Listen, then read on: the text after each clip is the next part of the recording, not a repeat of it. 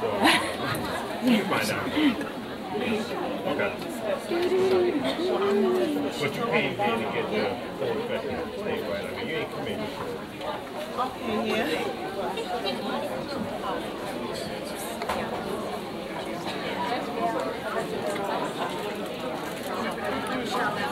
Thank you.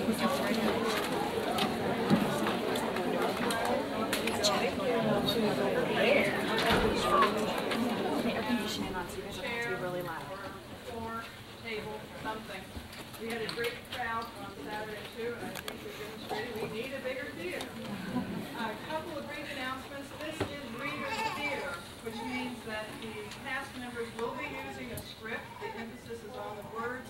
This is a documentary play. Every single word you hear is authentic, taken from letters, diaries, and oral histories. We have added an epilogue to include Dr. Martin Luther King Jr. And I'd also like to note that our two vocalists chose all the music for this play. So without further ado.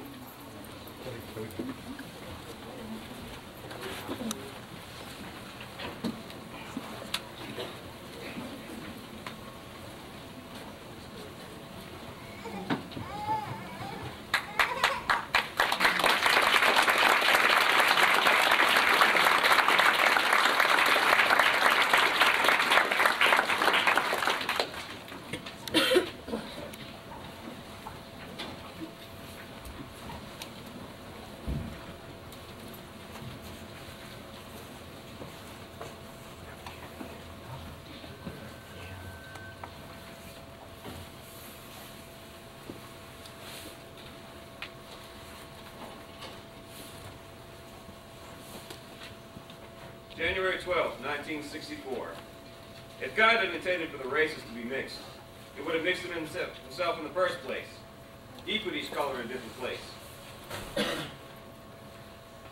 The American white man has a conscience, and the nonviolent method appeals to that conscience. Negroes are demanding something that isn't so unreasonable. To get a cup of coffee at a lunch counter, to get a decent job. What they really feel on the inside never changes. Eventually, they'll end up calling you. Negro impatience can be readily understood, but it finds breeds doubt and rides breed hatred. Sure, I love my white brother, but I'm watching. To integrate with evil is to destroy with evil. We want an area of this land where we can call our home. My children won't be taking sides unless we idiots tell them that there are sides to take. After 400 years of barbaric treatment, the American Negro is fed up with unmitigated hypocrisy of the white man. They got guts enough to come down here, also get us a load of buckshot. The white people have shown remarkable restraint, not killing niggers wholesale. January 12, 1964.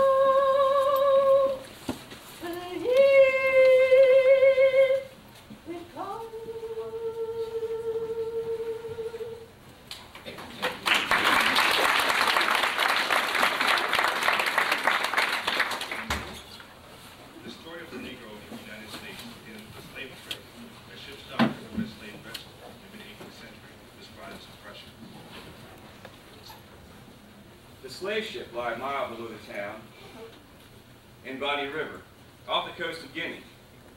Sometime 15 sail meet here together. Scarce a day passes without some Negroes being purchased and carried on board. The wretched Negroes are immediately fastened together, two and two, by handcuffs on their wrists and by irons riveted on their legs. They are then set down between the decks and placed in a space partitioned off for that purpose. They are frequently stood so close together as to admit no other position than laying on their sides. Nor will the height between the decks allow them to stand. The diet of these Negroes while on board consists chiefly of horse beans, boiled to the consistency of a pulp. Upon the Negroes refusing to take food, I have seen coals of fire, glowing hot, put on a shovel and placed so near their lips as to scorch and burn them. I have been credibly informed that a certain captain in the slave trade poured melted lead on such of his Negroes that obstinately refused their food. On board some of the ships, the common sailors are allowed to have intercourse with such of the black women whose consent they can procure. The officers are permitted to indulge their passions among them at pleasure. The hardships suffered by these Negroes during the passage are scarcely to be conceived. The exclusion of fresh air is the most intolerable. Whether the sea is rough and the rains heavy, it becomes necessary to shut every conveyance by which air is admitted. The Negro's room very soon grows intolerably hot. They confine air spaces produces fevers and fluxes, which carry off a great number of them. The floor of the room can be so covered with blood and mucus in consequence of the flux that it resembles a slaughterhouse. Last week, only by continuing among them for about a quarter of an hour, I was so overcome with the heat, stench, foul air, that I nearly fainted. And it was only with the assistance that I could get on deck. One evening while the ship lay in Bonny River, one of the Negroes forced his way through the network on the larboard side of the vessel, jumped overboard, and was devoured by sharks. Circumstances of this kind are very frequent. Very few of the Negroes can bear the loss of their liberty and the hardships they endure. No more we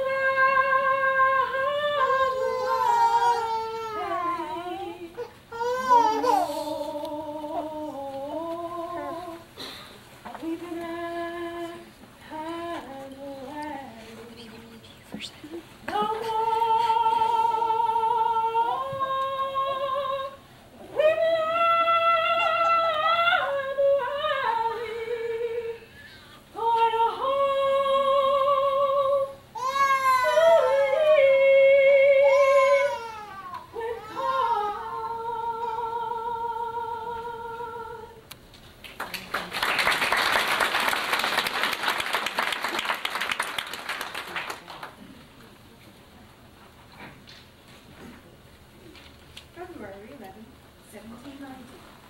To the Senate and House of Representatives of the United States, the address of the people called Quakers in their annual assembly convened. Firmly believing that unfeigned righteousness in public as well as private stations is the only sure ground of hope for the divine blessing, we apprehend ourselves religiously bound to request your serious Christian attention to the gross national iniquity of trafficking in the persons of fellow men. Many are the enormities inherent to common humanity and common honesty, which we judge it not needful to particularize to a body of men chosen as eminently distinguished for wisdom as extensive information. But we find it indispensably incumbent on us to attempt to excite your attention to the affecting subject, that a sincere and impartial inquiry may take place, whether it be not in reality within your power to exercise justice and mercy, which if adhered to, we cannot doubt, must produce the abolition of the slave trade. Mr. President, this petition prays that we should take measures for the abolition of the slave trade. This desiring an unconstitutional act because the Constitution secures trade to the states independent of congressional restriction for the term of 21 years. Therefore, it ought to be rejected as an attempt upon the virtue and patriotism of the House. I I think it's incumbent upon every member of this House to sift the subject well and ascertain what can be done to restrain a practice so nefarious the Constitution has authorized us to levy a tax upon the importation of such persons. I would willingly go to that extent, and if anything further can be devised to discontentance the trade, consistent with the terms of the Constitution, I should cheerfully give my assent in support. I fear that if Congress takes any measures indicative of an intervention to interfere with the kinds of property alluded to, it would sink in value very considerably and might be injurious to a great number of our citizens, particularly in the southern states. I think the gentleman carries his apprehensions too far. It appears to me that if the importation was crushed, the value of the slave would increase instead of diminish. I differ much in opinion. If through the interference of the general government the slave trade was abolished, it would evince to the people a disposition towards a total emancipation, and they would hold their property in jeopardy. The petitioners might as well come forward and solicit Congress to interdict the West India trade, because from thence we import rum, which has a debasing effect upon its consumers. But, sir, is the whole of the morality of the United States confined to the Quakers? Do they understand the rights of mankind and the disposition of providence better than others? If they were to consult that book, which claims our regard, they will find that slavery is not only allowed, but commended. And if they will examine the subject, they will find that slavery has been no novel doctrine since the days of Cain. But these things as they may, I hope the House will order the petition to lie on the table in order to prevent alarm to our Southern brethren. The Quaker petition on the slave trade was tabled, yet the whole question on the Negro's place in American life continued to disturb a few thoughtful men. Among them was Thomas Jefferson. The love of justice and the love of country plead equally the cause of these people, and it is a moral reproach to us that they should have pleaded so long in vain. Yet the hour of emancipation is advancing. Nothing is more certainly written in the Book of Faith that these people are to be free. Nor is it less certain that the two races, equally free, cannot live in the same government. Nature, habit, opinion, all have drawn indelible lines of distinction between them.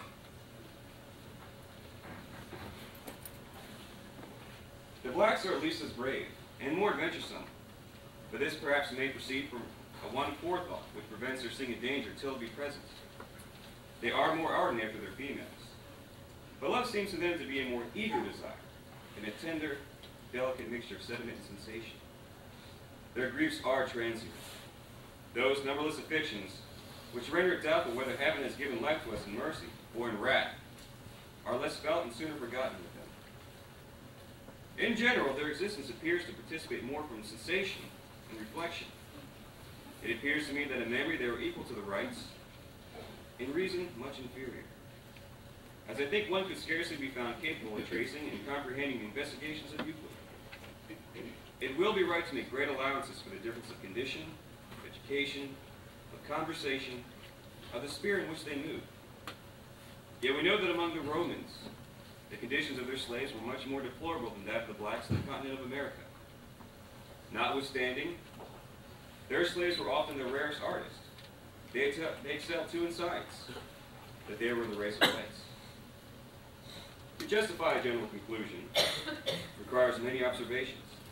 I advance it, therefore, as suspicion only, that the blacks, whether originally a distinct race or made distinct by time and circumstance, are inferior to the whites in the endowments of both body and mind. My old missus promised me when she died gonna set me free.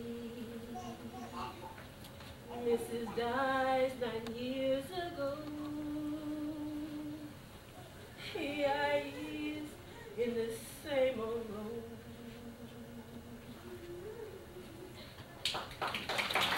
Thank you.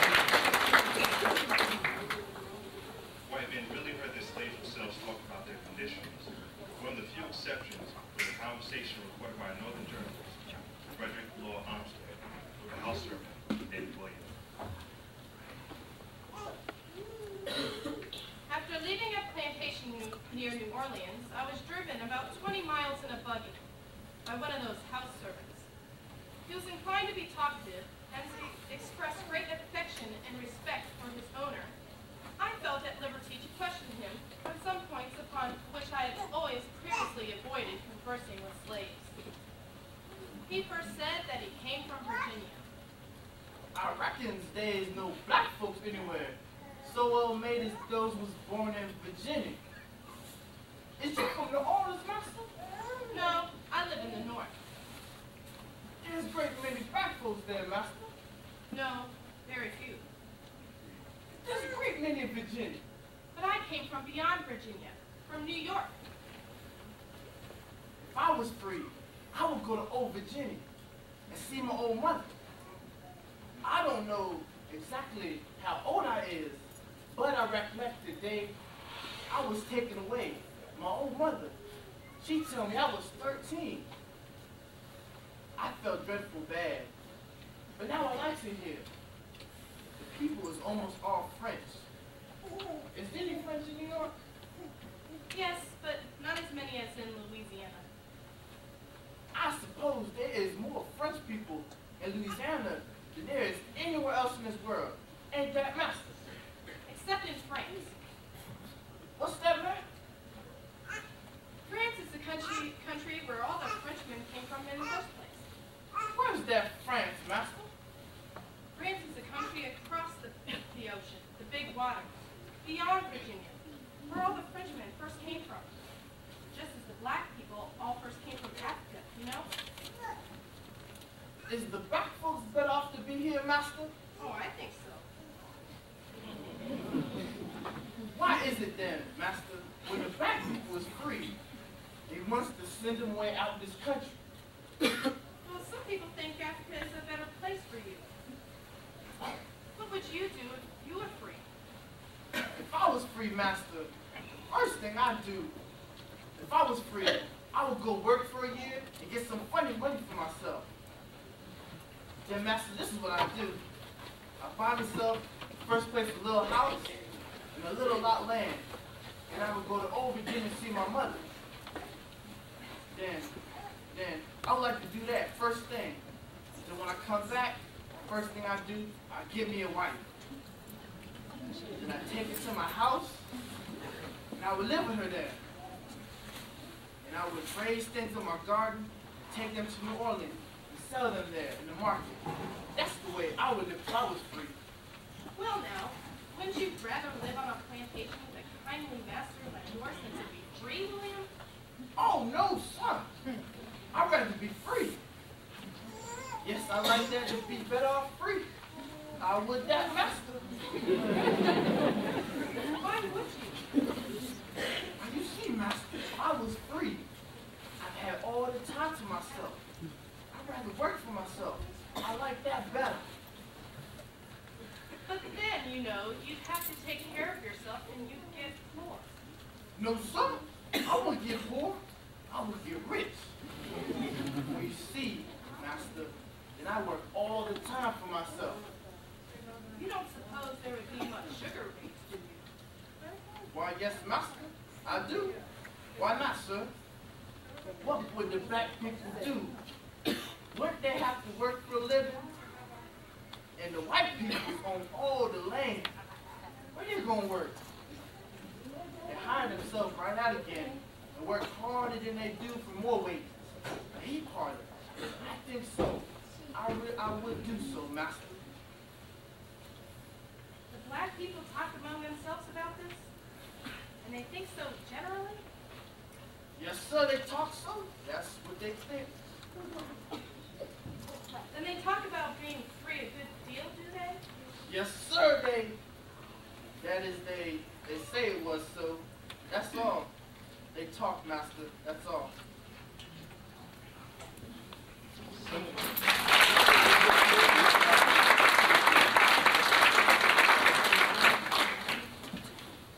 Similar way was fellow slaves were interviewed many years later about their recollection of slavery. I said some members the times in the world. I remembers now, clear as yesterday, about things I forgot for a long time. members about the days of slavery. And I don't believe they ever going to have no more slaves on this here earth. God done took that burden off of his black children. And I'm aiming to praise him, whoo, thank him, Lord, to his face in the days of glory.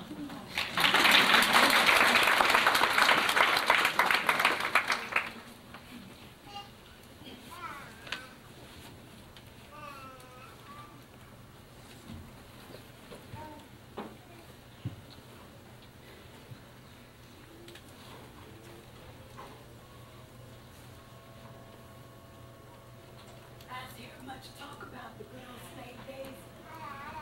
I ain't never seen no good times then. One time, Aunt Janie was just out of bed with a suckling baby. She run away. Old Solomon, he gets the nigger out and takes her trail. They catch up with her. She grabs a limb. She tries to ice herself up on a tree. But they just tore her naked. And at the breast, plumb off her body. She lived to be an old woman. She got well. But another woman had to suck her baby. And I ain't seen signs of breast milk.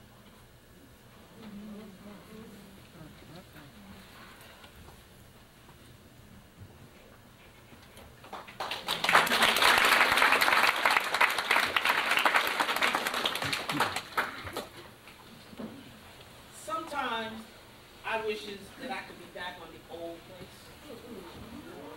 But we did have plenty to eat back then. And at hog killing time, us would have more than plenty. Now, old master, he killed 8 or 10 set-down hogs at one time. What's a set-down hog? Wow, it's a hog. A set-down hog is a hog that done ate so much corn. He got so fat that his feet can't hold him up. And he just sat down on his hindquarters, and he grunts, and he ants, and he ants, and he grunts. Till they knock him clean in the head.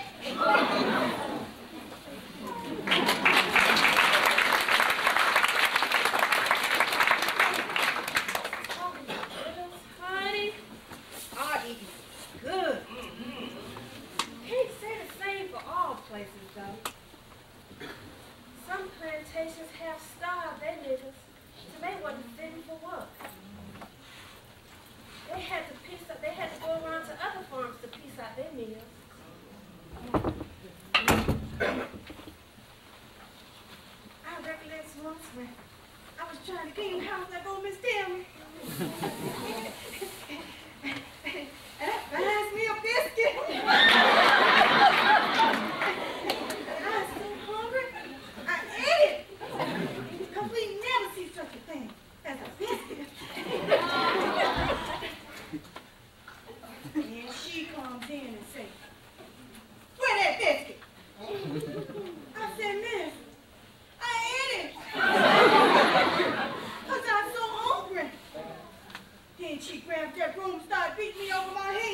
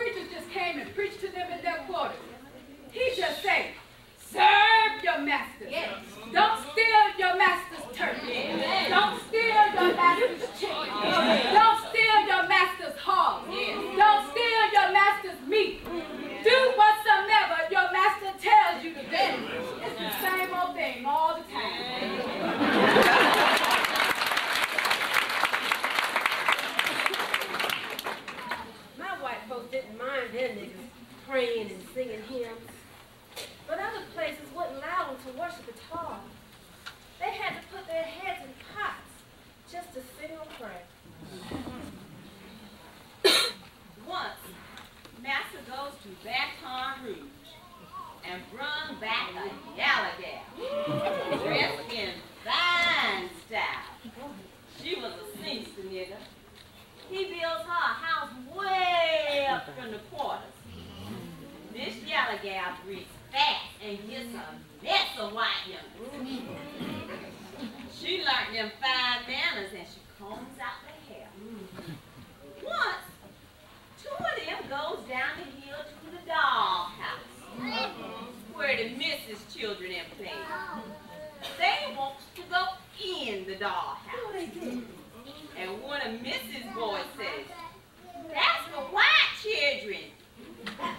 They say, "We ain't no niggers because we got the same daddy."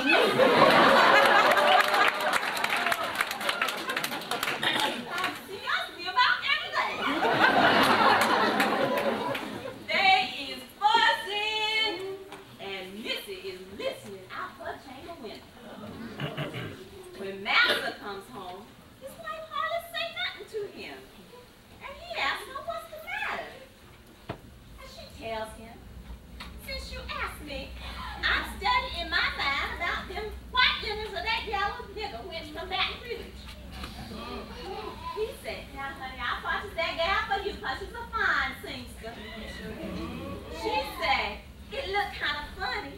They got the same kind of hair and eyes as my children, and they got a nose that looked just like yours." He said, "Honey, you just pay attention to talk of little children. They ain't got no mind of what they say." Over in Mississippi, I got a home and plenty with my daddy, and I got that in my mind. Well, she didn't ever leave, and Master bought her a fine new span of Surrey horses.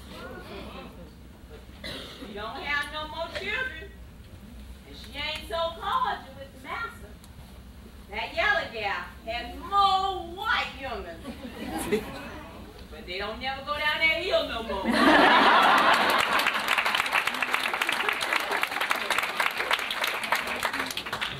One thing will make it tough for me was in times when a man and his wife and children had to be separated and taken away from one another. Taken away and sold off to some other state. There was heaps of little families I know what was separated in a time of bondage that tried to find their folks is what was gone. But the most of them, they never get together again because they don't know what one or the other is. Slavery time was tough. You just don't know how tough it was. I can't explain to you how bad all the niggas wanted to get their freedom.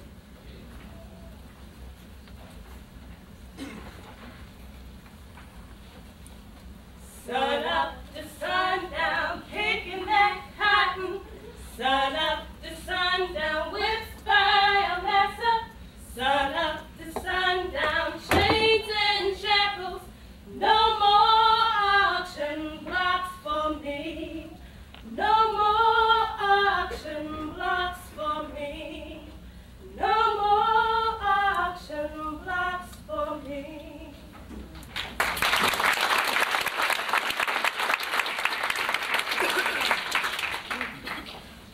Slaves constantly tried to flee the plantation and head north to freedom. Efforts by the masters to trace them led to a few rare cases in exchange of letters.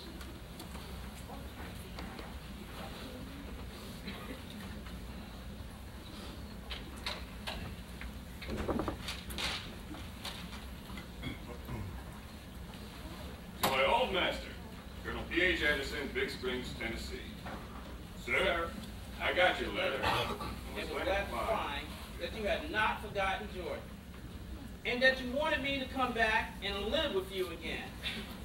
Although you shot at me twice before I left, I am glad you are still living. I want to know particularly what the good chance is you pose to give me. I am doing tolerably well here. I get $25 a month with victuals and clothing. And I have a comfortable home here for Mandy. Now the folks call her Mrs. Anderson. And the children, Millie, Jane, and Grundy, they go to school and are learning well. As a matter of fact, the teacher says that Grundy has a head to become a preacher. Now they go to Sunday school, and Mandy and me, we attend church regularly, and we are kindly treated. Mandy says she would be afraid to go back without some proof that you were disposed to treat us justly and kindly. Now we have concluded to test your sincerity by asking you to send us our wages for the time that we served you. Now, this will make us forget and forgive old scores and rely on your justice and friendship in the future. Now, I served you faithfully for 32 years, and Mandy for 20. Now, at $25 a month for me, and $2 a week for Mandy, our earnings would amount to $11,680. Preposterous. Now add to this the interest for the time our wages were held back. And you can deduct, you know, what you paid for our clothing and for the one doctor visits to me and for one tooth that was pulled for Mandy. And the balance will show that we are justly entitled to. Now please send my money by Adams Express. Care of B. Wizards, Esquire, Dayton, Ohio. Say howdy to George Carter and thank you for taking the pistol from you when you were shooting at me. The old master, servant, Jordan Anderson. A nerd.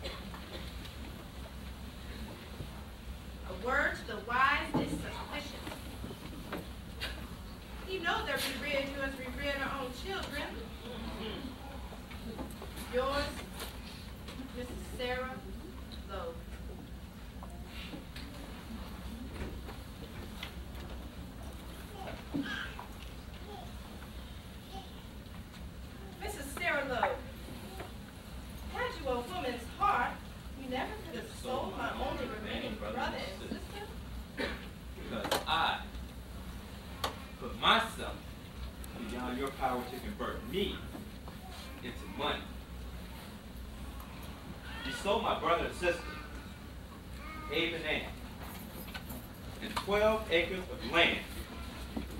Now you ask me to send you $1,000 to enable you to redeem your land, but not to redeem my poor brother and sister. You say that you would sell me if I don't send you $1,000? And in the same breath you said, you know we raised you as we did our own children. Woman, did you raise your own children for the market? Did you raise them for the whipping post? Did you raise them to be driven off, bound to a coffin, in chains? Where are my poor bleeding brothers and sisters? Can you tell me? Who was it that sent them off into the sugar and cotton fields, to be kicked and cut and whipped and to groan and die?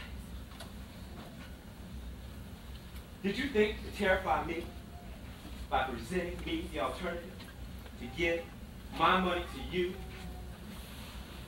or to give my body to slavery?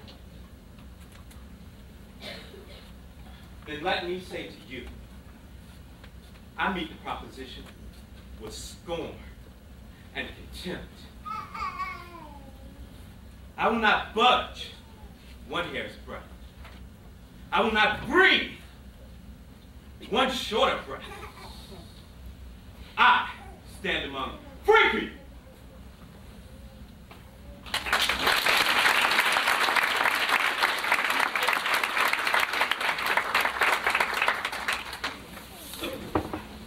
Some Negroes reacted to slavery not by fleeing, but by rising to rebellion. In 1831, the slave Nat Turner and his followers turned to their masters in Southampton, Virginia. I was 35 years of age, the 2nd of October last, born the property of Benjamin Turner. In my childhood, a circumstance occurred to me that made an indelible impression on my mind. Being at play with other children, 3 or 4 years old, I was telling them something, which my mother, overhearing, said had happened before I was born. I stuck to my story, however, and related some other things which went, in her opinion, to confirm it. Others being called on, but gradually astonished, caused them to say in my hearing, I surely would be a prophet. I studiously avoided mixing in society and wrapped my mysteries, devoting my time to fasting and prayer. I obtained influence over the minds of my fellow servants, not by the means of conjuring and such like tricks. For to them I always spoke of such things with contempt, but by the communion of the Spirit.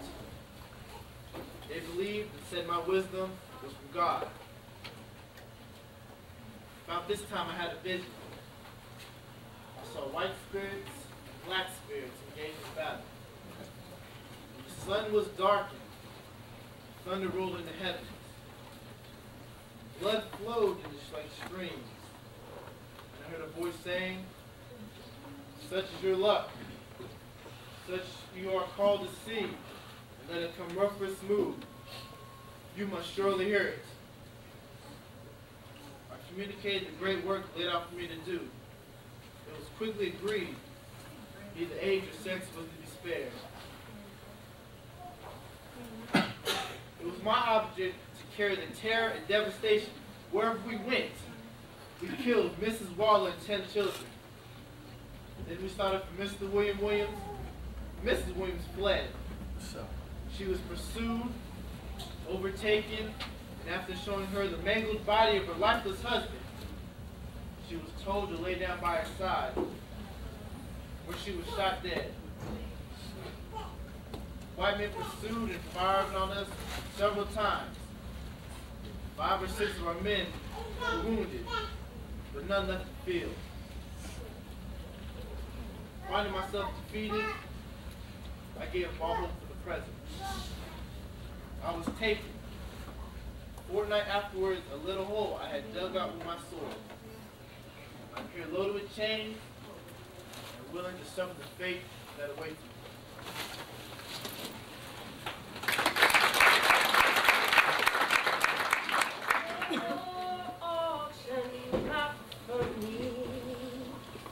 No more auctions lost for me.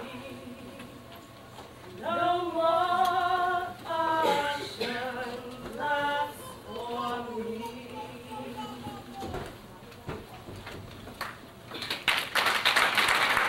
In the North, although the Negroes were free, they were segregated and despised. Reverend Samuel J. May described the truth in Connecticut.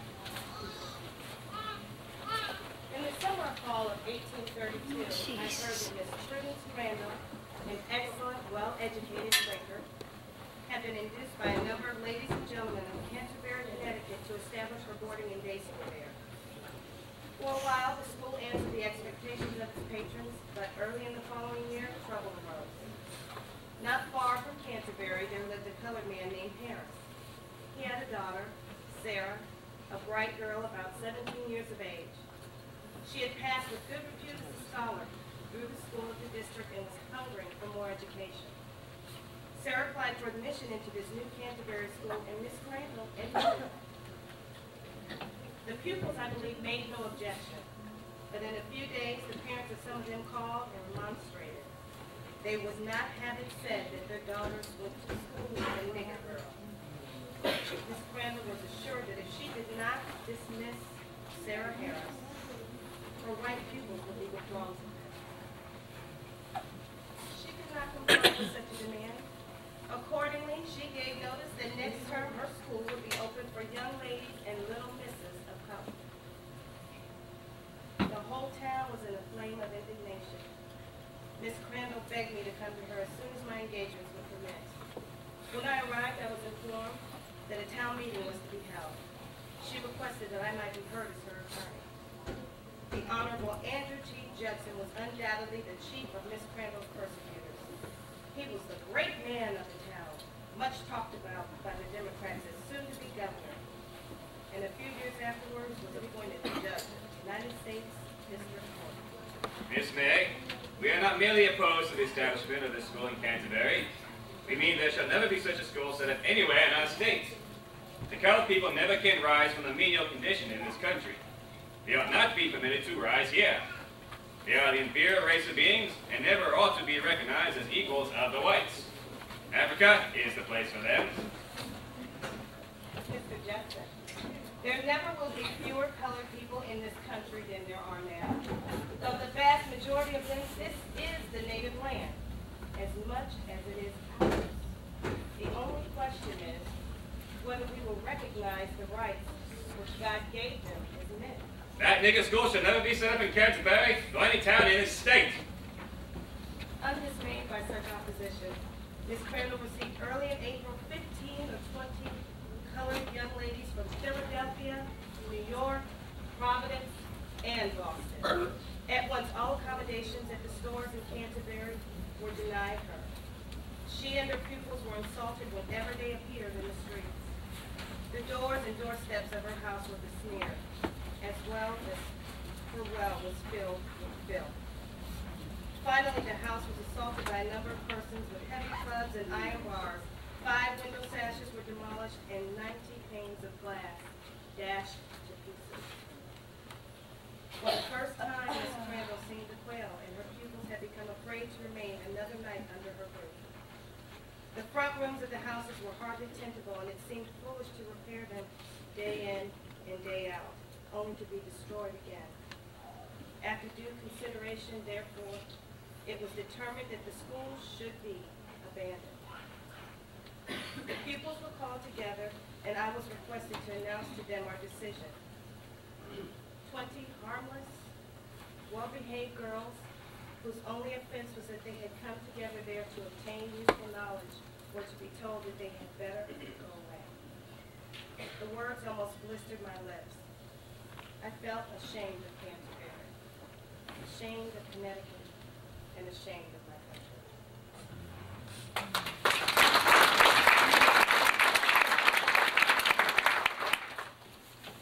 Many northern Negroes were active in the anti-slavery struggle, and some took part in other reform movements as well. One of the most famous was illiterate ex-slave William True, who in 1851 unexpectedly arose the Women's Rights Convention.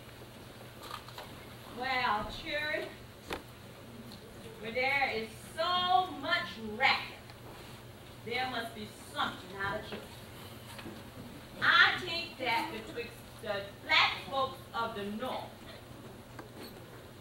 and the women, as we were all talking about rights, the white man is going to be in a fix pretty soon. But what's all this here talking about? That man over there. He said women need to be helped into carriages and lifted over ditches and to have the best place everywhere. No man ever helped me into any carriage or lifted me over a ditch or given me the best place anywhere. And ain't I a woman? Look at me. Look at my arm. I have plowed and I have planted. I have gathered into bonds, and no man could head me. And ain't I a woman? I have borne 13 children, and I see most of them sold off to slavery. And when I cried out in my mother's grief, none but Jesus heard me. And ain't I a woman? Then they talks about this here thing in their head. What's this they call it? That's it, honey. Intellect. What's that got to do with women's rights? If my cup won't hold but a pack, and yours will hold a quart, wouldn't you be mean not to let me have my little half measure full? Then that man there in the black, he says women can't have rights cause Christ want a woman. Where did your Christ come from? Where did your Christ come from? From God and a woman. Man didn't have nothing to do with him.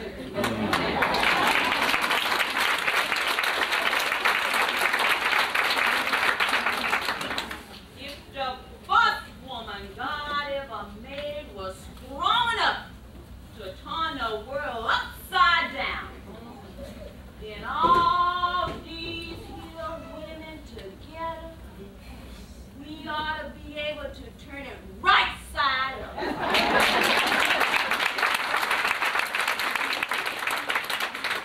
And now that they is asking to do it, the men better know.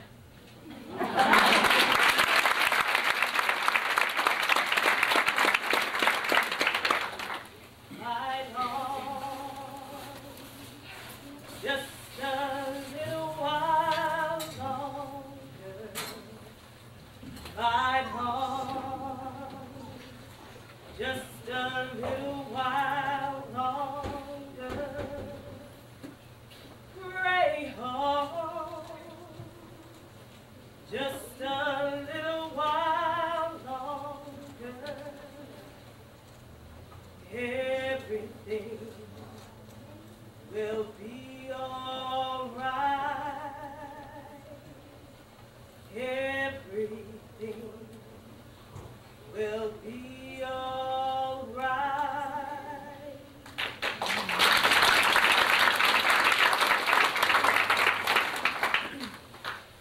Civil War broke out in April 1861. Mary Boykin Chestnut, wife of the Senator of South Carolina, described in her diary on the Civil War. April 8, 1861.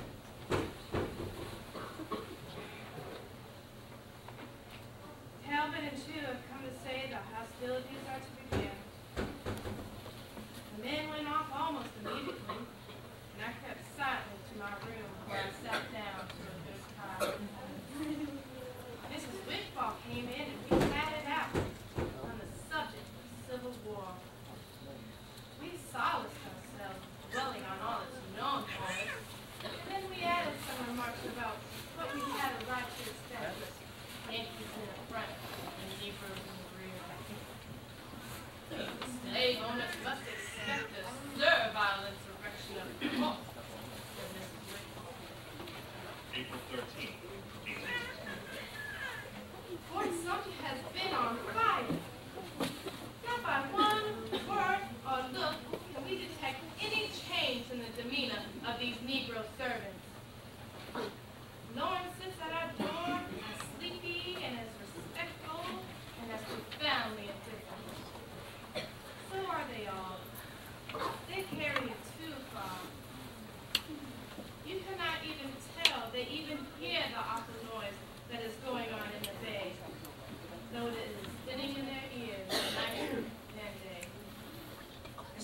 before them as if they were chairs and tables, and they make no sign.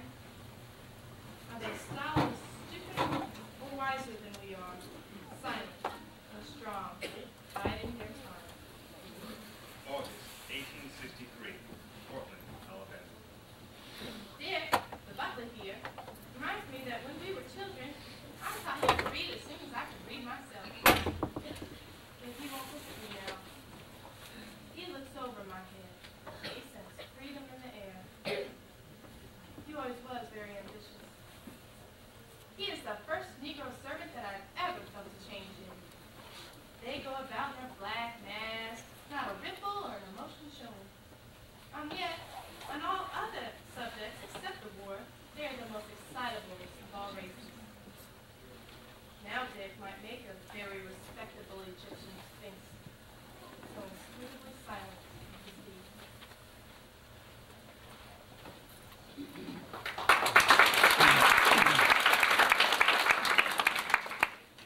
The first regiment of ex-slaves was mustered into the service of the Union Army in 1862. It was under the command of a white officer from Boston, Colonel Thomas Wentworth Dickinson. November 24th, 1862. Reporting to General Saxton, I had the luck to encounter a company of my destined command, marched in to be mustered into the United States service. The first to whom I spoke had been wounded in a small expedition after lumber, in which he had been under fire. Did you think that more than you bargained for, my man? I've been thinking. That's just what I went for. I thought this did well enough for my first interchange of dialogue with my recruits. December 5th, 1862. This evening, after working themselves up to the highest pitch, a party suddenly rushed off, got a barrel, and mounted some men upon it, whom brought out one of the few really impressive appeals for the American flag that I have ever heard. Our master, they live under the flag. They got their wealth under the flag. And everything beautiful. Their children under the flag. And now they just grind us up and put us in the pocket for money. But we mustn't fuss to think that the old flag means freedom. For we colored people. They pull it right down, and when we run up, the flag down of their own. But we never desert the old flag. Boys, we'll never. We have lived under it for 1,862 years. We'll die for it now. Their religious spirit grows more beautiful to me, living with them longer. Imbued from the childhood with the habit of submission, they can endure anything. Their religion also gives them zeal, energy, and daring. They could easily be made fanatics if I choose, but I do not choose. Their whole mood is essentially Mohammedan, perhaps, in its strengths and in its weaknesses. The white camp seemed rough and secular after this, and to hear our men talk about a religious army, a gospel army in their prayer meetings. They are certainly evangelizing the chaplain, who was rather a heretic at the beginning. Let me live, that when I shall die, I shall have manners. That I shall know what to say when I see my heavenly Lord. Let me live with the musket in one hand and the Bible in the other, that if I die at the muzzle, hold the musket, I may know I have the blessed Jesus in my hand and have no fear. I have left my wife in the land of bondage. My little ones, they say every night, where's my father? But when I die, when I shall stand in glory, O Lord, I shall see my wife, my little children, and sons. Expedition up the St. Mary's River. This morning, my surgeon sent his report, killed and wounded. 1 man killed instantly by a ball through the heart, and 7 wounded, 1 whom will die. Robert Sutton, with 3 wounds, one of which being to the skull may cost him his life, would not report himself compelled to do so by his officers. And one of those who were carried off to the vessel, a man wounded through the lungs, asked only if I were safe, the contrary having been reported. An officer may be imparted some enthusiasm for men such as these. January 1st, 1863. Today we celebrated the issuance of President Lincoln's Proclamation of Emancipation. It was read today by Dr. W.H. Brisbane, and the colors were presented to us by the Reverend Mr. French. All this was according to the program. Then the very moment the speaker had ceased, and just as I had taken away the flag, firmly the quavering voices sang on, verse after verse. Others of the colored people joined in, and some whites joined in too, but I waved them down. I never saw anything so electric. It made all other words cheap. It seemed the choked voice of a race at last unloosed. I just think of it. The first day they ever had a country. The first flag they'd ever had, it seemed which promised anything to their people. When they stopped singing, there was nothing to do but to speak, and I went on. The life of the whole day was in this unknown people's song. We was free, just like that. We was free. Right off color start, folks started on the move. They seemed to want to get closer to freedom, so they know what it was, like it was a place or a city. A heap of people say they want to name themselves over.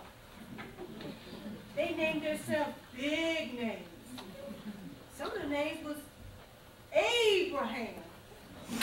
Some called themselves Lincoln.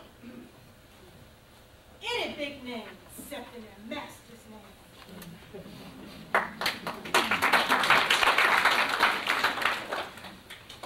The slaves, they don't know where to go. They always pin an old master to look after them. 3 families went to get farms for themselves, but the rest, they stay as hands on the old place.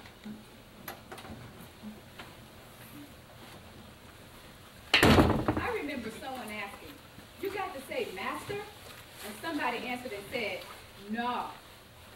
But they said it all the same. They said it for a long time. It makes us get right off the plate, just like you take an old horse and turn it loose. That's how it was. No money, no nothing. What I like best, to be slave or free. Well, it's this way. In slavery, I owns nothing. It never owns nothing.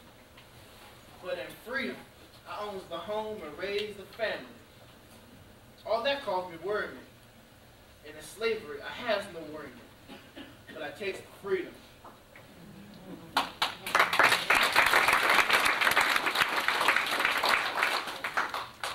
The whites reacted to Negroes' freedom in a variety of ways. A northern woman, Elizabeth Bethune, went south to teach the ex-slaves. On October 25th, 1864, I received the following communication. You are hereby appointed by the New England Freedmen's Aid Society a teacher of free people at Beaufort, South Carolina. I found my location was to be at Old Fort Plantation. A large number of colored refugees had been brought here, and I was impatient to hear. Each hour showed me that at the north, we had but a faint conception of the work to be done. While the zeal of these people for learning never flags, they had no possible conception of time. Men, women, and children all hurried to the schoolhouse, expecting to catch a lesson. Whew. Reproof is unheeded, or not understood. Us'd had something particular to do, is the invariable excuse. I must confess, the ignorance of some of the visitors in regard to the condition of the freedman is positively astounding. Some officers belonging to the 10th Army Corps of the Sherman Army visited the school. I was expecting them and had examined the children a little upon general subjects. Imagine my surprise when they had sung and answered a few general questions, to have one of the visitors get up and ask, "Children, who is of Jesus Christ. For a moment, the whole school seemed paralyzed. Then the older boy sprang up and exclaimed, "Him's Master Lincoln." Then General Howard made a short address in which he gave them a motto, to try hard. This all could understand. So when he asked what they should tell his friends at the North about them, they all answered, "Tell them we is going to try hard." At another school, General Howard asked this same question. A little boy answered, "Master, tell them we is rising."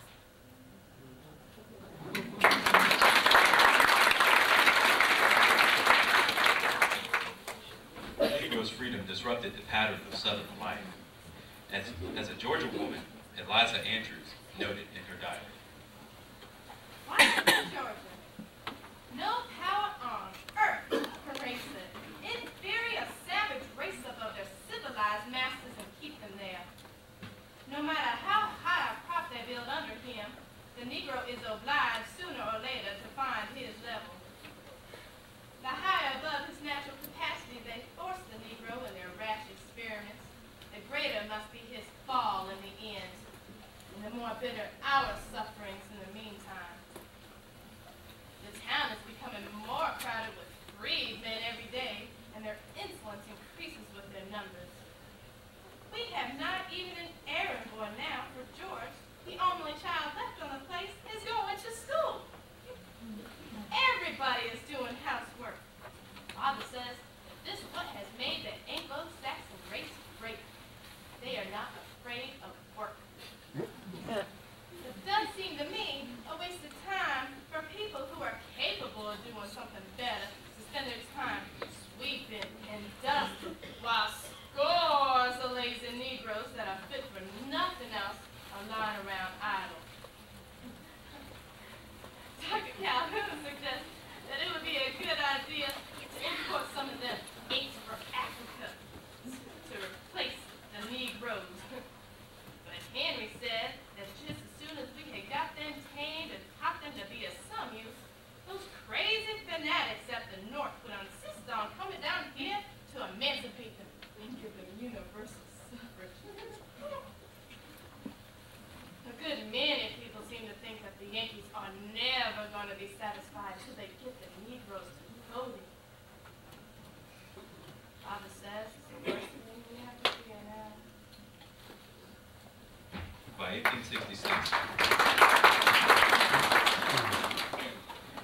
1866, the voting question was paramount.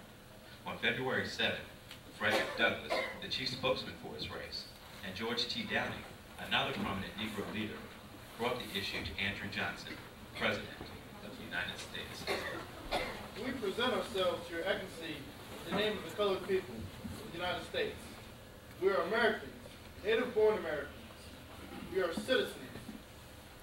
On this fact, and with the confidence and triumph of justice, we cherish the hope that we may be fully enfranchised.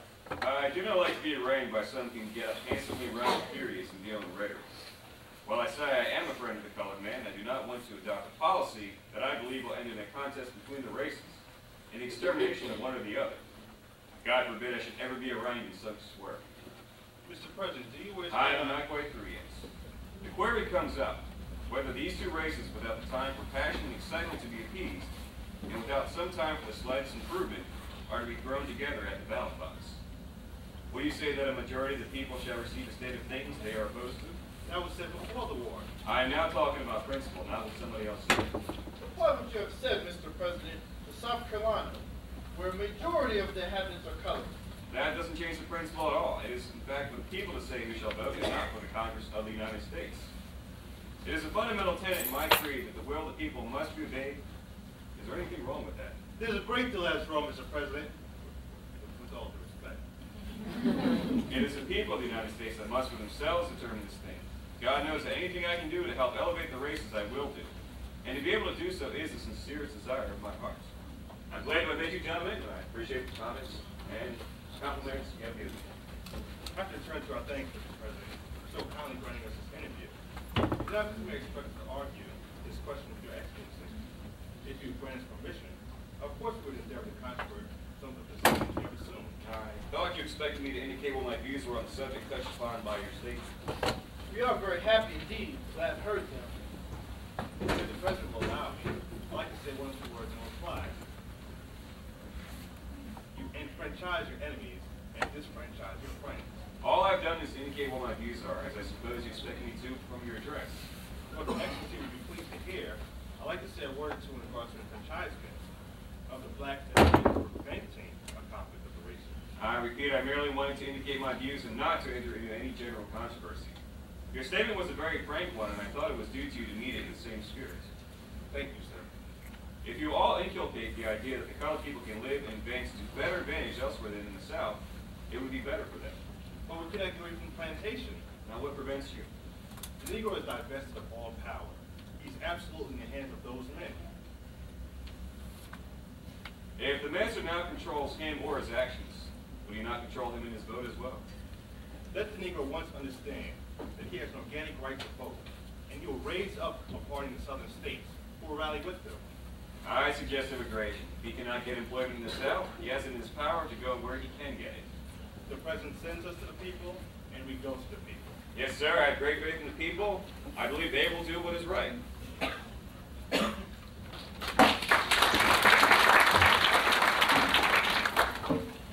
In 1866, the radical wing of the Republican Party gained control of Congress and gave the Negro the right to vote. At once, the Ku Klux Klan rose to power in the South.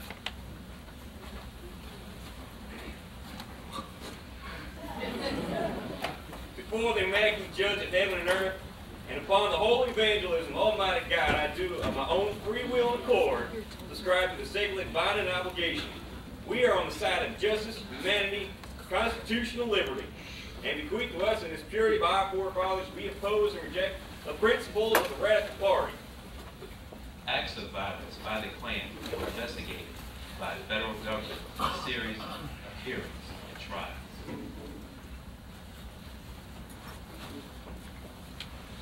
Mr. Klansman, what was the purpose of the Ku Klux Klan? To put down the radicalism of racial war. In what way were they to put down radicalism? It was to whip them and make them change their politics.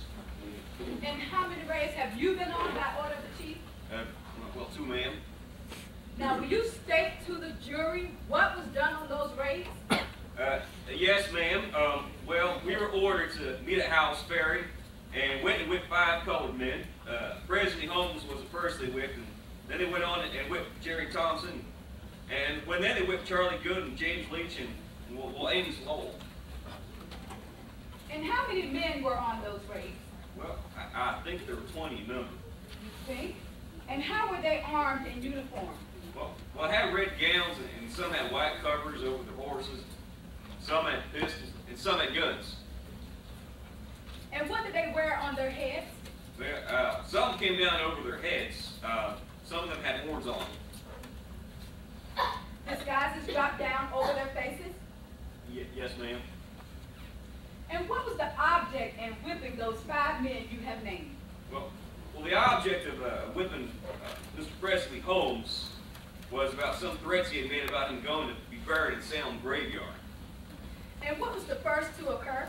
Well, ma'am, Weber, he was a leading Klansman, ran into the yard and kicked down the door and dragged him out and led him up about 200 yards and then whipped him. And how many lashes did they give him? Well, I cannot tell you how many. Did they whip him severely or not? Well, sure, it was stuck to his back. And what occurred at the next place? Well, then they whipped Jerry Thompson at the next place and told him never to go to any more meetings, to stay home and attend to his own business. And what was done at the next place? Then they were there and whipped Charlie Good, and they whipped him very severely. They beat him with a pole and kicked him to the ground. And what did they tell him? Well, let radicalism alone, and if he didn't do it, his doom would be fatal.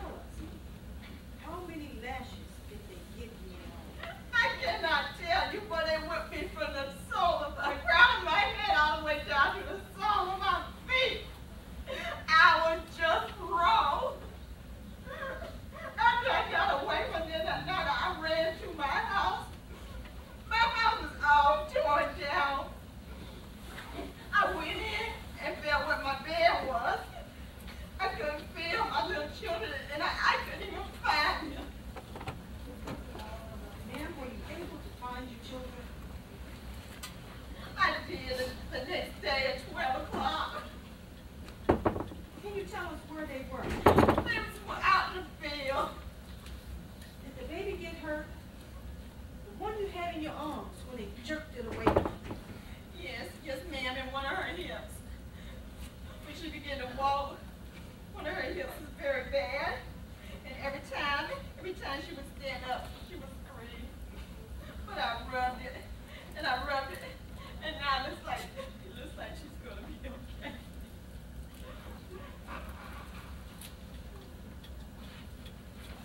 Standing here wondering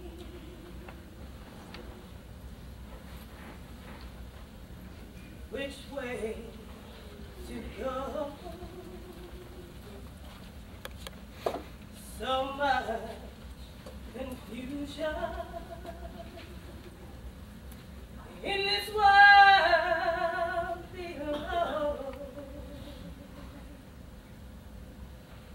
I've been suffering, I've been driven door to door, standing here wondering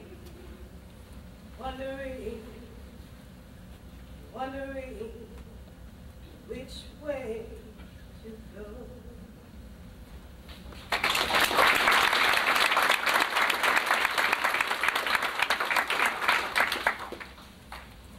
The federal investigations were not followed by effective federal action. From 1878 to 1915, over 3,000 Negroes were lynched in the South. A necessary protection, it was said, against Negro rapists. Yet most lynchings were either for no offense or for such causes as insult, bad reputation, running quarantine, frightening children by shooting at rabbits, or mistaken identity. On January 21st, 1907, United States Senator Bill Tillman of South Carolina gave his views on the subject from the Senate floor. Mr. President, a word about lynching and my attitude toward it. A great deal has been said in the newspapers, north and south, about my responsibility in connection with this matter. I have justified it for one crime and one only. As governor of South Carolina, I proclaim that, although I had taken the oath of office to support law and enforce it, I would leave a mob to lynch any man who had ravished a woman. Mr. President, when stern and sad-faced white men put to death a creature in human form who has devoured a white woman, they have avenged the greatest wrong, the blackest crime in all the categories of crime. That senator from Wisconsin prates about the law. Look at our environment in the South, surrounded and in a very large numbers of counties, outnumbered by the Negroes, engulfed, as it were, a black flood of semi-barbarians.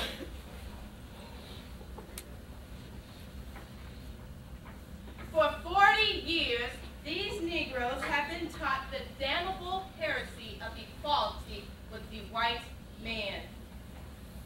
Their minds are those of children, yet their passions and strengths are those of men. Let us carry that senator from Wisconsin to the backwoods in South Carolina. Put him on a farm miles away from a town or a railroad and environed with Negroes. We will suppose he has a fair young daughter just budding into womanhood. And recollect this, the white women of the South are in a state of siege. That senator's daughter undertakes to visit a neighbor or is left home alone for a brief while. Some lurking demon who has watched for the opportunity seizes her. She is choked or beaten into insensibility and ravished. Her body prostituted, her purity destroyed. Her chastity taken from her, and a memory left on her brain as with a red-hot iron haunts her night and day as long as she lives.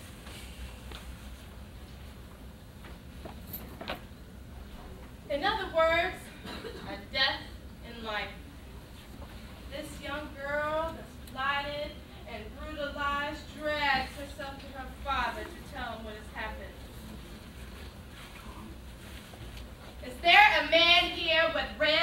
his veins who would doubt the impulses this body would feel? Is it any wonder that the whole countryside rises as one man and seeks the fruit who has wrought this infamy? And shall such a creature, just because he has the semblance of a man, appeal to our laws? Shall men cold-bloodedly stand up and demand for him the right to have a fair trial and be punished through the regular course of justice? As far as I am concerned, he has put himself outside the pale of the law, human and divine. He has sinned against the Holy Ghost. He has invaded the Holy of Holies. He has struck civilization a blow the most deadly and cruel our imagination can conceive of. It is idle to reason about it. It is idle to preach about it. He has struck civilization a blow, and hot blood surges to our hearts.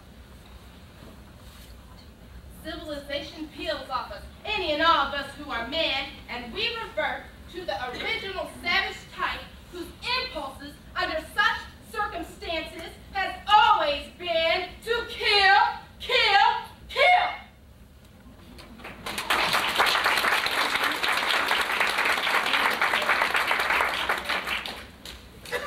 The Negro's intimidation was reflected in the views of Mr. Booker T. Washington, the most prominent Negro at the turn of the century, when he addressed a predominantly white audience in Atlanta.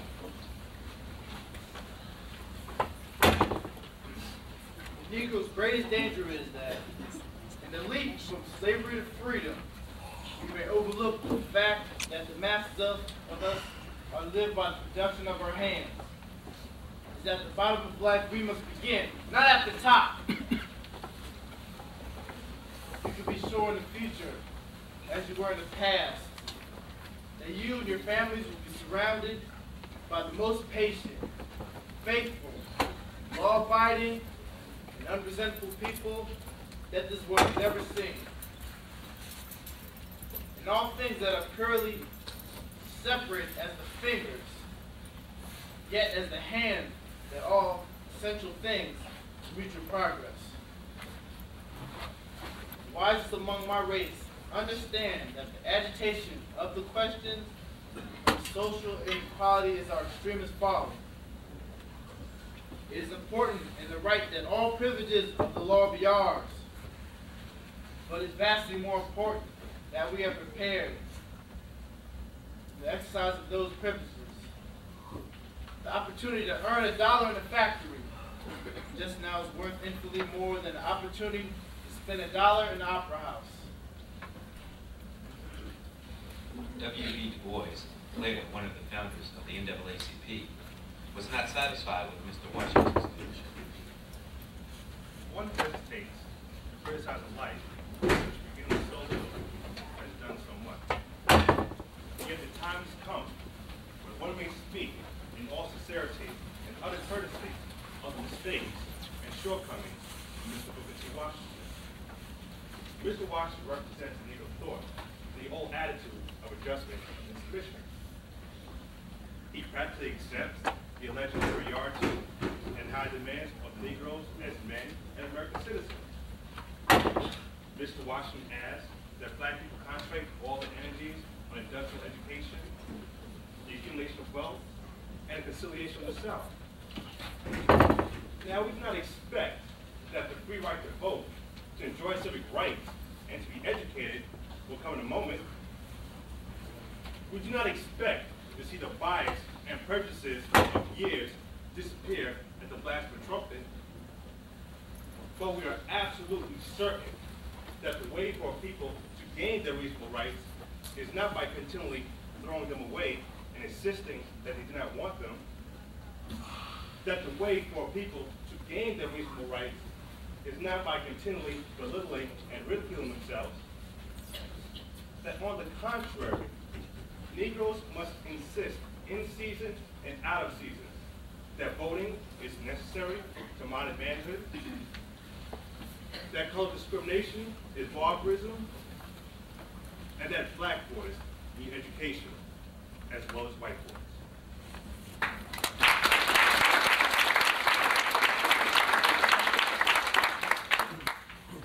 During World War I, the French, at the request of the American authorities, issued a directive concerning Negro American troops.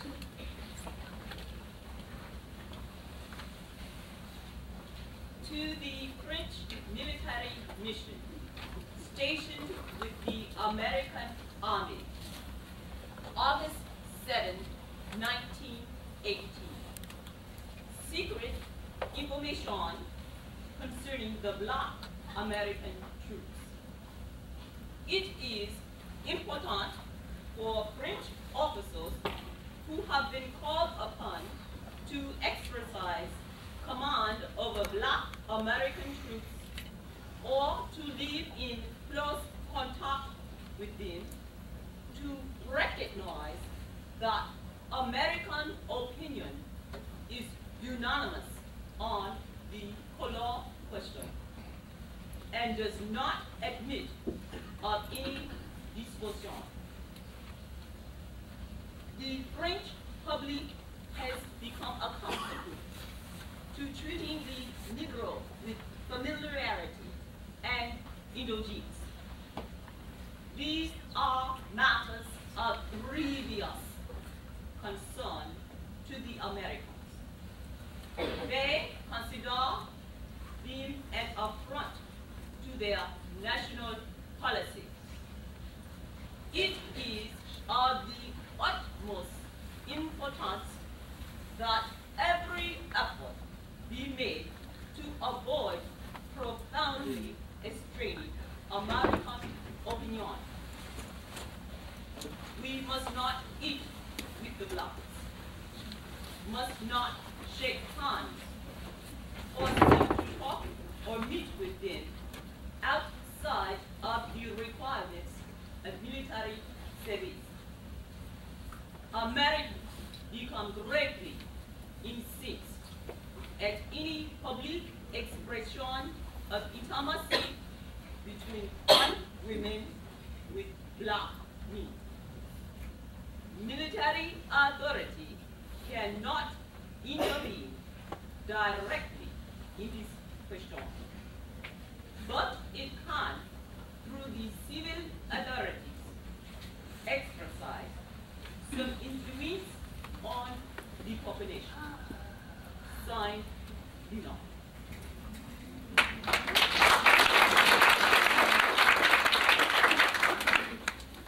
After World War I, Negro resentment became more vocal. Marcus Garvey's movement of black nationalism, a forerunner to today's black movement, attracted hundreds of thousands of followers.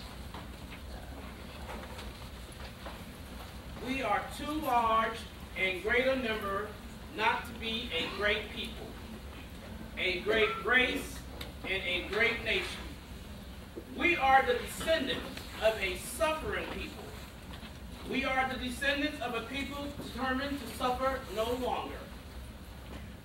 The time has come when we must seek our place in the sun. If Europe is for Europeans, then Africa should be for us, black people of the world. We are not asking all Negroes of the United States to leave for Africa. The majority of us may remain here, but we must send back our scientists, our mechanics, and our artisans, and let them build railroads. Let them build great educational and other institutions that's necessary. And when they are constructed, the time will come for the command to be given to come home. Now the hour has come for the Negro to take his own initiative and fear no more. There'll be no more fear, there'll be no more cringing, and there'll be no more sycophantic begging or pleading. Destiny leads us to liberty, to freedom. That freedom that Victoria of England never gave, and that liberty that Lincoln never meant. That freedom and that liberty that will see us men among men that will make us a great and powerful people.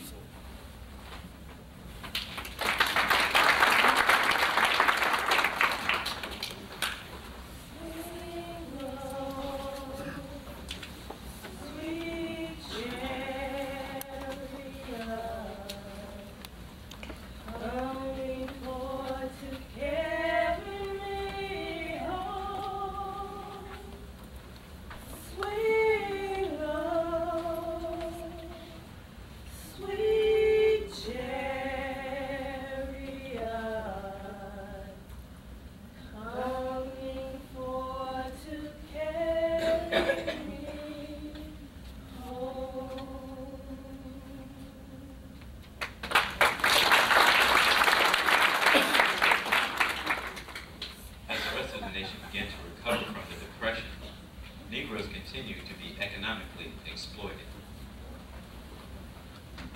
I was born in Elbert County, Georgia. Never went to school a day in my life. When I reached 21, I signed a contract. That is, I made my mark. Working on a farm for 1 year. My white employer was to give me $3.50 a week and furnished a little house on a plantation. All the people called and sent it. At the end of the first year contract, he made me sign a 10-year contract. That is, he said, they will have to fix the papers every year. I asked my wife about it. She consented. I made my mark. It was then made plain to us in the contract that we had agreed to be locked up in a stockade at any time the senator ordered it. And if we got mad and ran away, we could be run down by bloodhounds. And the senator, he could administer any punishment that he thought proper. Now, what could we do about it? Nothing. We shut our mouths and we went to work. But at the close of the 10-year period, to a man, we all wanted to quit. We refused to sign new contracts, even for 1 year. But 2 or 3 years before, the senator started a large store which was called the commissary. All of us laborers were forced to buy our supplies, food, clothing, and so on from that store. We were charged all sorts of high prices. Well, at the close of the 10th year, when we meant to leave, the senator said to some of us with a smile, and I never will forget that smile. I can see it now. Boys, I'm sorry you're going to leave me.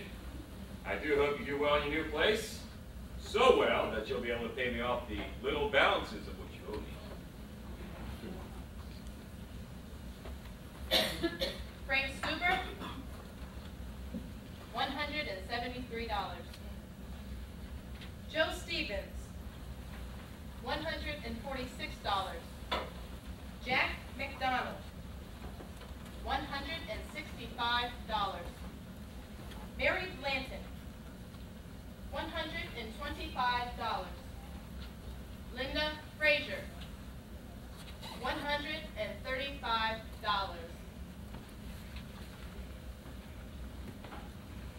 According to the books, there was no man that owed less than $100.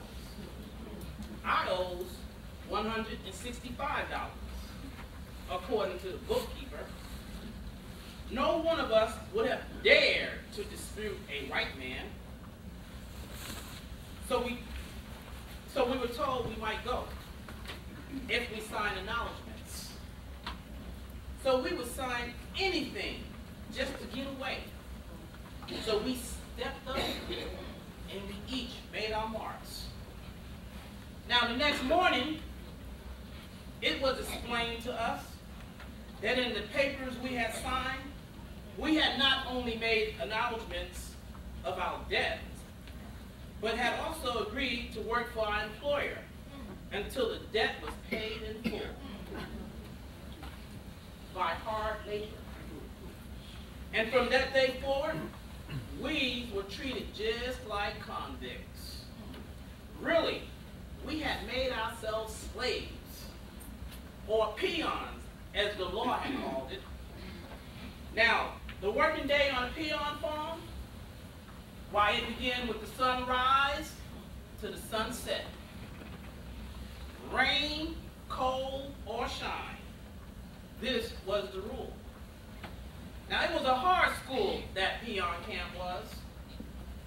A favorite way of whipping a man was to strap him down to a log and spank him 50 or 60 times on his bare feet with a piece of plank.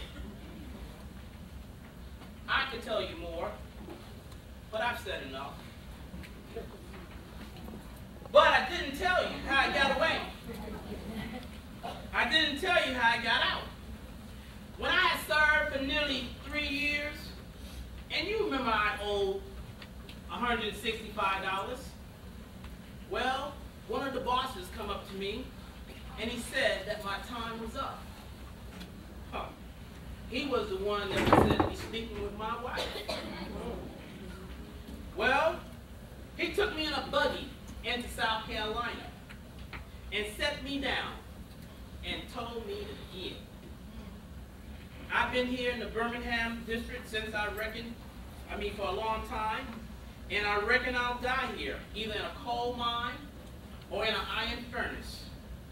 You know what? It don't make no difference to me which. Either is better than a Georgia peon camp.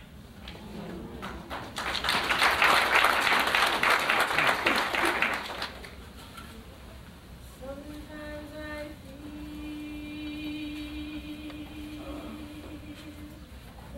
like a motherless child.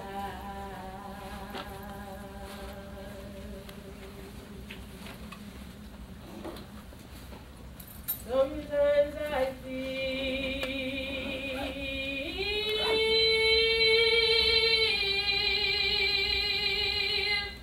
like a motherless child.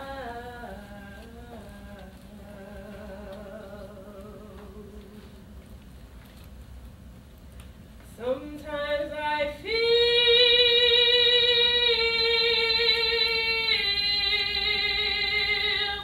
like a motherless child.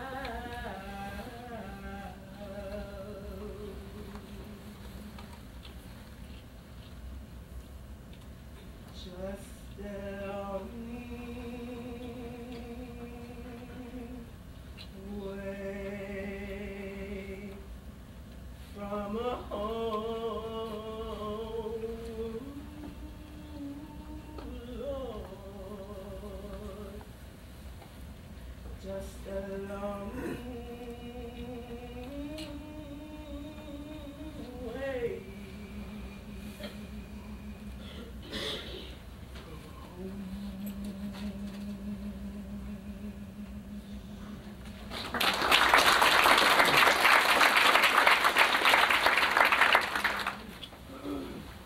When the Second World War began, segregation was still the official policy of the United States Armed Forces.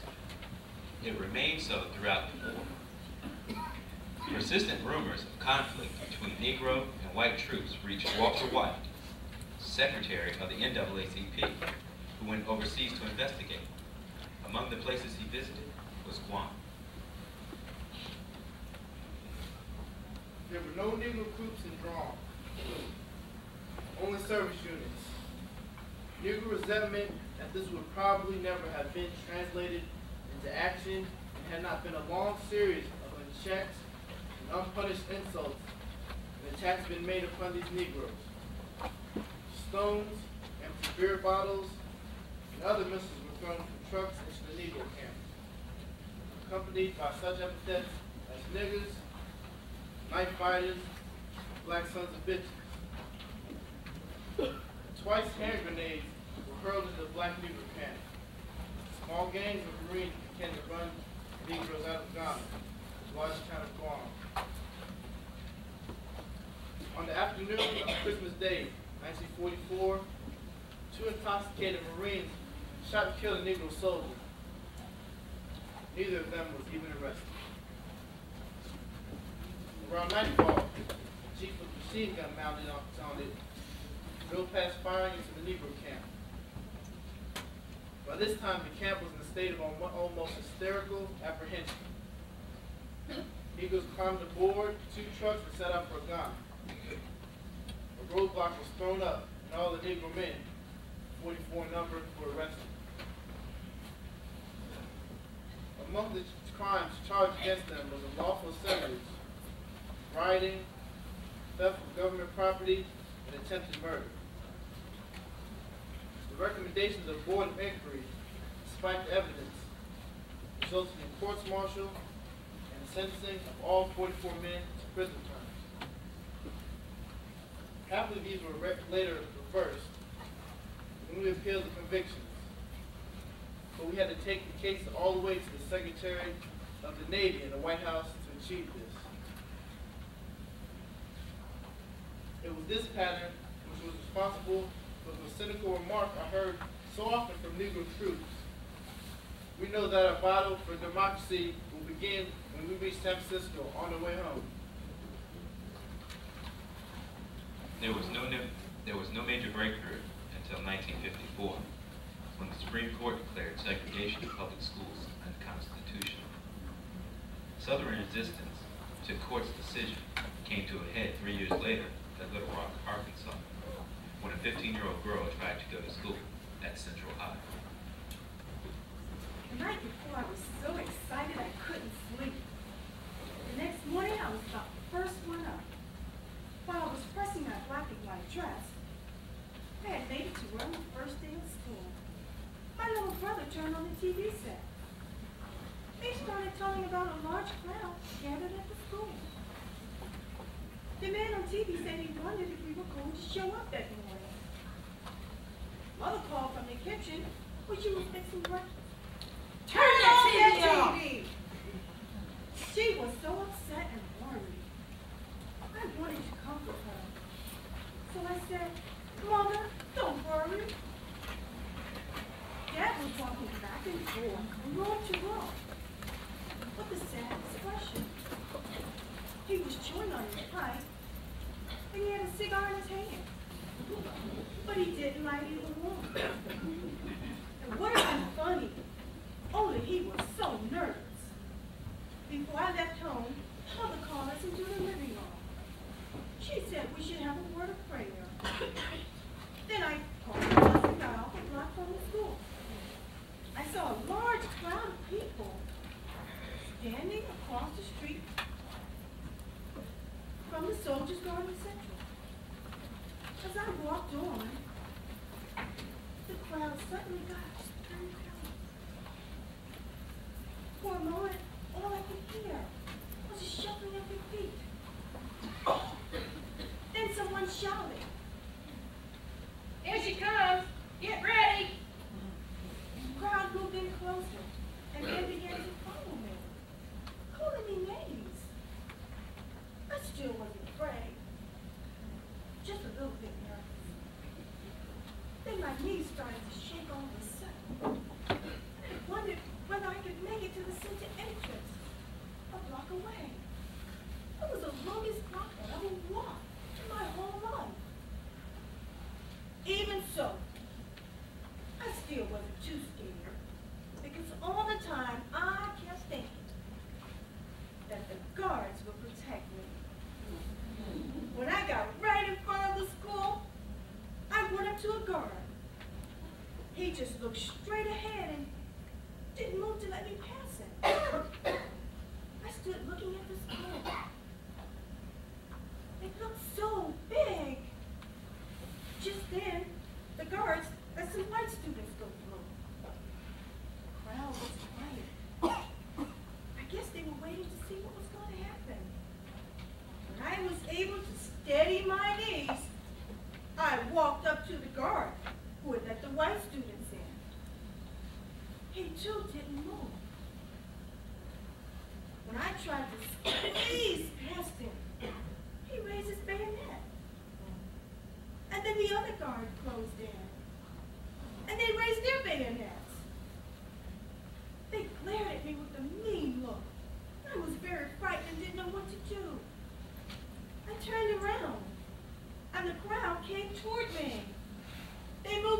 and closer. Somebody started yelling, Lyncher! Lyncher! I tried to see a friendly face somewhere in the mob. Someone who maybe would help me. I looked into the face of an old woman, and it seemed a kind face. But when I looked again at her, she spat on me. They came closer, shouting, No nigger bitch is gonna get to our school. Get out of here! Then I looked down the block and saw a bench. At the bus stop, I thought, if I can only get there, I will be safe. I don't know why the bench seemed the same place to me, but I started walking toward it. I tried to close my mind to what they were shouting and kept saying to myself, if I can only make it to the bench, I will be safe. When I finally got there, I don't think I could have gone another step. I sat down, and the mob crowded. They crowded up and began shouting all over again. Someone hollered, Drag her over to this tree. Let's take care of the nigger. Just then a white man sat down beside me and put his arm around my shoulder and patted me. She just sat there, her head down. Tears were streaming down her cheeks. I don't know what made me sit by her side, put my arm around her saying, don't let him see you cry. Maybe she reminded me of my 15-year-old daughter. Just then the city bus came and she got on. She must have been in a state of shock. Never uttered a word. I can't remember much about the bus ride, but the next thing I remember, I was standing in front of the school for the blind, where Mother works. I ran upstairs and I kept running until I reached Mother's classroom. Mother was standing at the window with her head down. She must have sensed I was there because she turned around. She looked as if she had been crying, and I wanted to tell her I was all right, but I couldn't speak. She put her arms around me and I cried.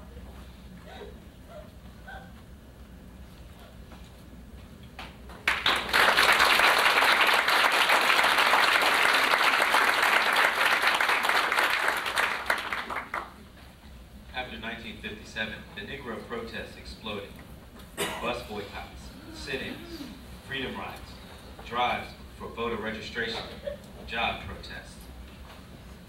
After 400 years of barbaric treatment, the American Negro is fed up with mitigated hypocrisy of the white man. The Negroes are demanding something that isn't so unreasonable. To have a cup of coffee at a lunch counter. To get a decent job. The Negro American has been waiting upon voluntary action since 1876. The 13 colonies had waited for voluntary action. This land today will be part of the British Commonwealth.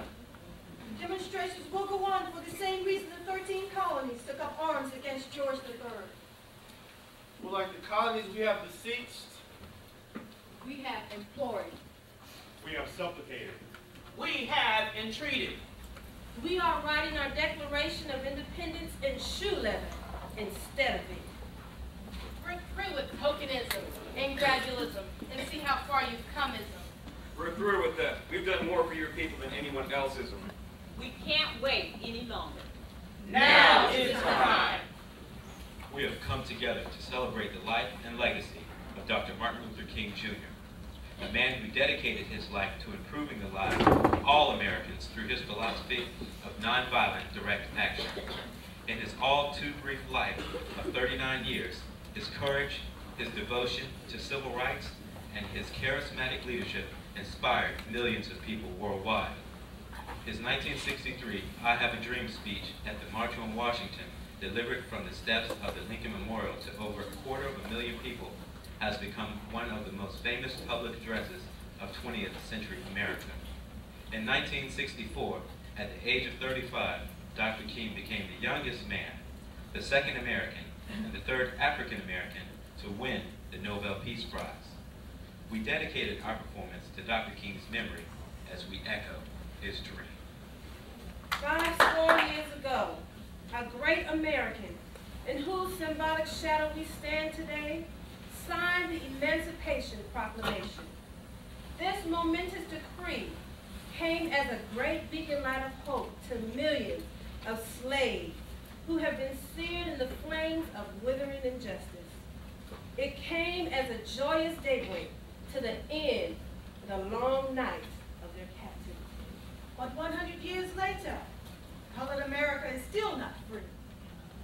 100 years later, the life of the colored American is still sadly crippled by the manacle of segregation and the chains of discrimination. 100 years later, the colored American lives on a lonely island of poverty in the midst of a vast ocean of material prosperity.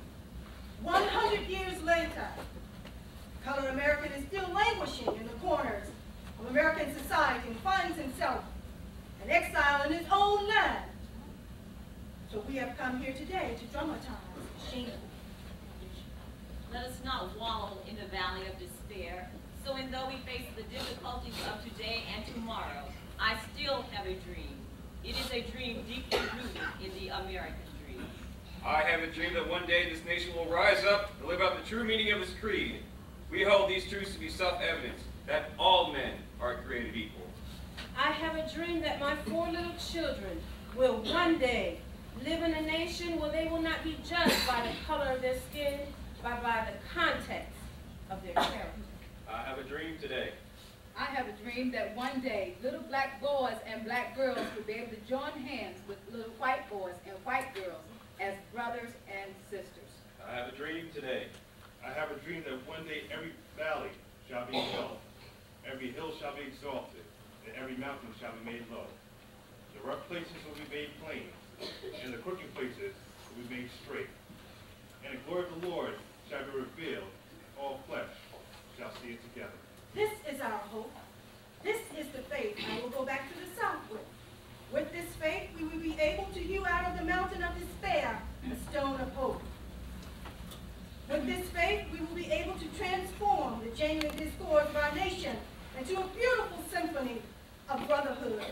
With this faith, we will be able to work together, to pray together, to struggle together, to go to jail together, to climb up for freedom together, knowing that one day we will be free.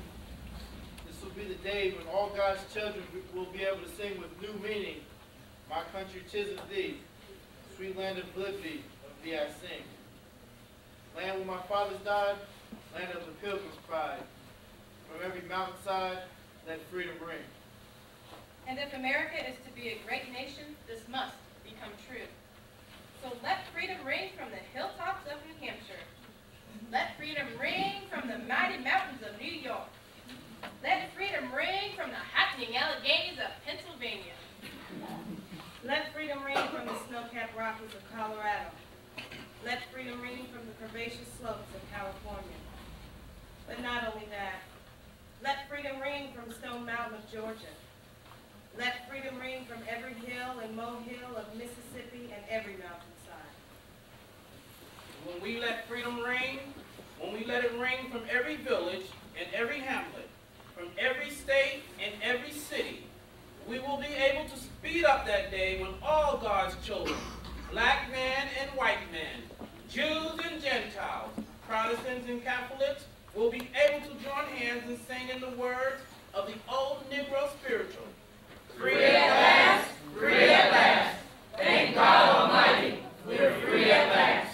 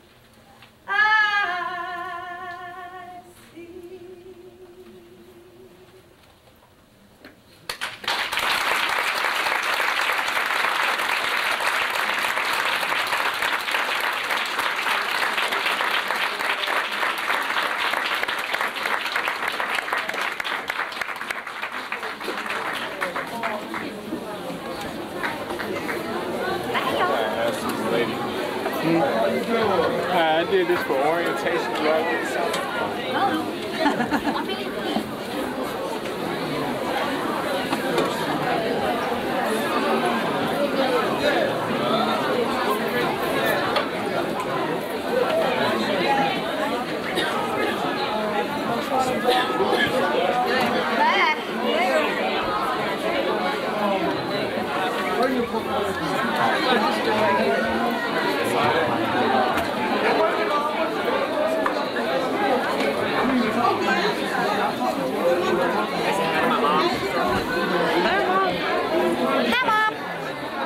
Hey, Mom, here's his ugly face. Who's going to take this back? Huh? You gonna take all this back? Yep. Sure am, hon. Did you get it up? Did you get it rid of it? Sure. All day. The whole shebang. The whole ball of wax.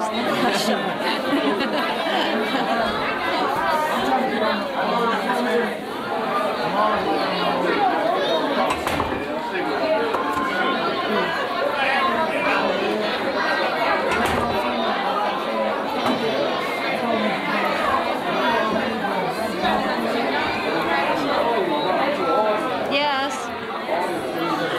Yeah, Holly, let me get off of here. What are you doing?